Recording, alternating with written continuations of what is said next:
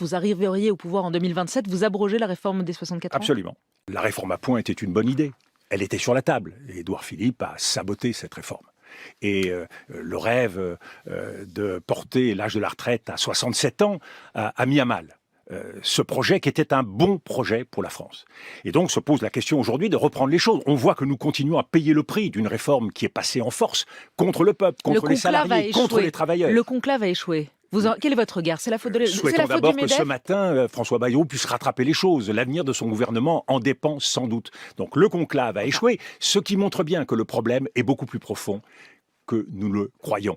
Fondamentalement, la réforme des retraites a cassé l'esprit de réforme dans ce pays et créé une défiance des Français vis-à-vis des projets portés par les politiques. Et c'est pour cela que je proposerai, dans la perspective de 2027, que nous fassions 3 avancées. La première, c'est que nous reprenions le projet de la réforme à points, puisque c'est une réforme qui peut être plus lisible et plus juste. Pardon, ça veut dire que vous seriez au pouvoir aujourd'hui, vous arriveriez au pouvoir en 2027, vous abrogez la réforme des 64 ans? Absolument. Et je crois qu'il faut arrêter de parler d'un âge légal, 64 ans, pour se concentrer sur le respect d'un certain nombre d'années, d'un certain nombre d'annuités, et donc sortir de ce traumatisme. Vous reprenez la retraite à points de la CFDT? Je reprends la retraite à points parce que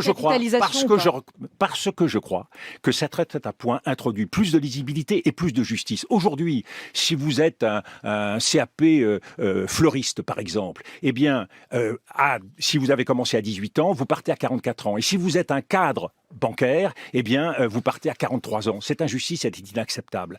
Et, par ailleurs, il faut que nous introduisions le respect de critères de pénibilité. Emmanuel Macron a sorti un certain nombre de critères. On voit bien que dans le calcul de l'âge de départ, eh bien, cette pénibilité, elle doit être prise en compte. Et la capitalisation, peut apporter quelque chose, mais à la marge du système de répartition, qui est le système qui a la confiance des Français. Donc que nous introduisions un peu de capitalisation, c'est une bonne chose à titre complémentaire.